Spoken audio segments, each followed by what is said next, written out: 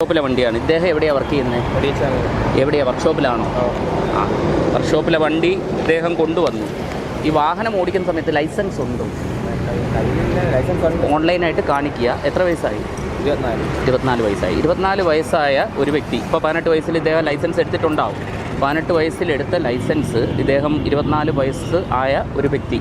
ഇദ്ദേഹത്തിന് നിയമവശങ്ങളെക്കുറിച്ചുള്ള ഒരു അവബോധം കൃത്യമായിട്ട് ഇദ്ദേഹത്തിന് ഉണ്ടാവുമല്ലോ? ഉണ്ടാവും. ആണോ? ഈ വാഹനം 2 വീലറാണ്. 2 വീലർ നമ്മുടെ റോഡിലൂടെ നമ്മൾ വാഹനം ഓടിക്കുന്ന സമയത്ത് നമ്മൾ ശ്രദ്ധിക്കേണ്ട ആദ്യത്തെ പ്രധാനപ്പെട്ട കാര്യം എന്താ? വാഹനം ഓടിക്കുന്നതിന് മുന്നേ നമ്മൾ ശ്രദ്ധിക്കേണ്ട പ്രധാനപ്പെട്ട നിയമവശം എന്താണ് എന്ന് പറയാമോ? കേട്ടില്ല. ഇദ്ദേഹത്തിൻ്റെ ഇപ്പോഴത്തെ സ്ഥിതി എന്താ?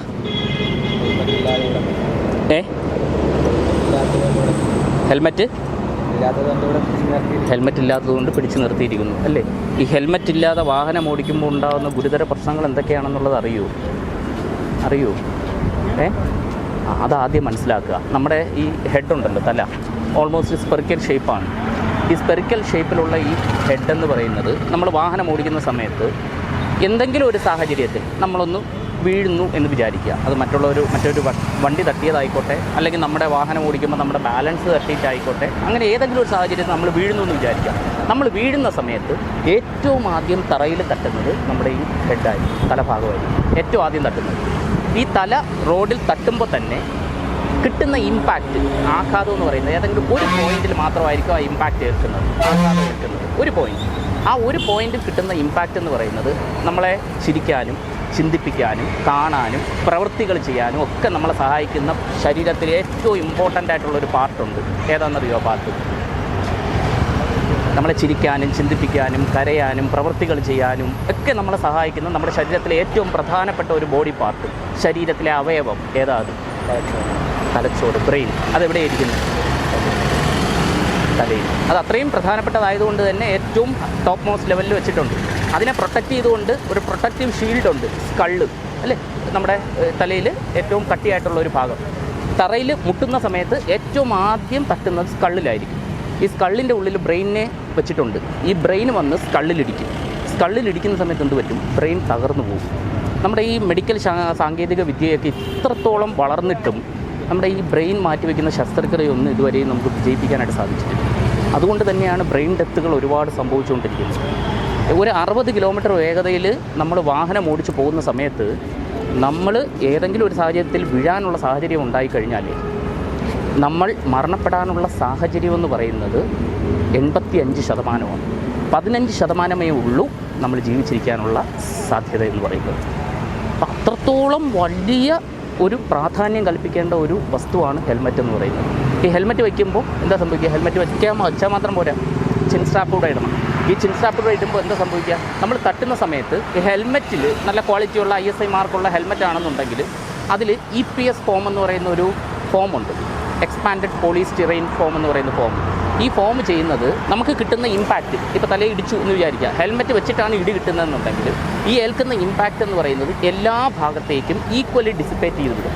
അപ്പോൾ തട്ടുമ്പോൾ കിട്ടുന്ന ആഘാതം എന്ന് പറയുന്നത് ഒരു പോയിന്റിൽ മാത്രം നിൽക്കാതെ എല്ലാ ഭാഗത്തേക്കും ഈക്വലായിട്ട് അതെന്ത് ചെയ്യും? വിഘടിക്കും. അപ്പോൾ കിട്ടുന്ന ഇമ്പാക്റ്റ് എന്ന് പറയുന്നത് എന്തായിരിക്കും? കുറവായിരിക്കും. മനസ്സിലായോ?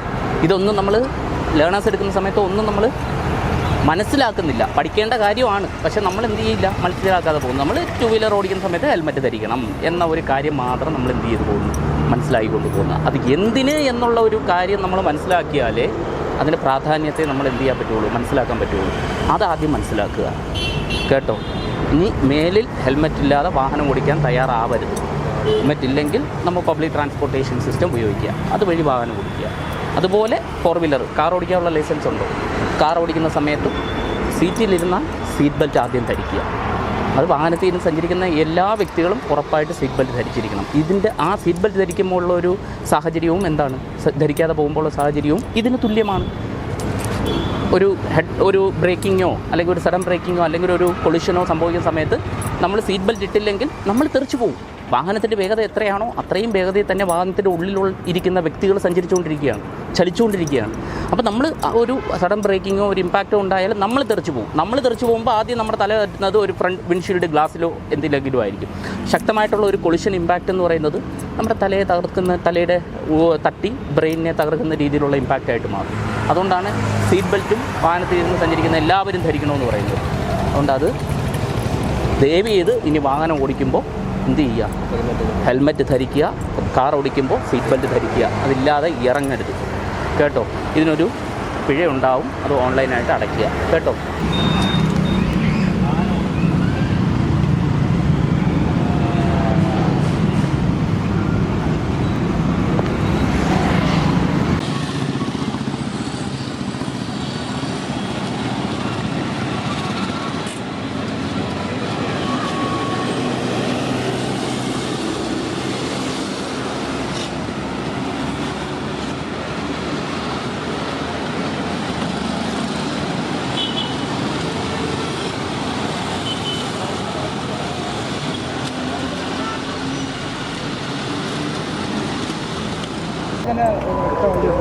പിന്നെ ഈ 167 എന്ന് പറയുന്നത് ഒന്നുമല്ല.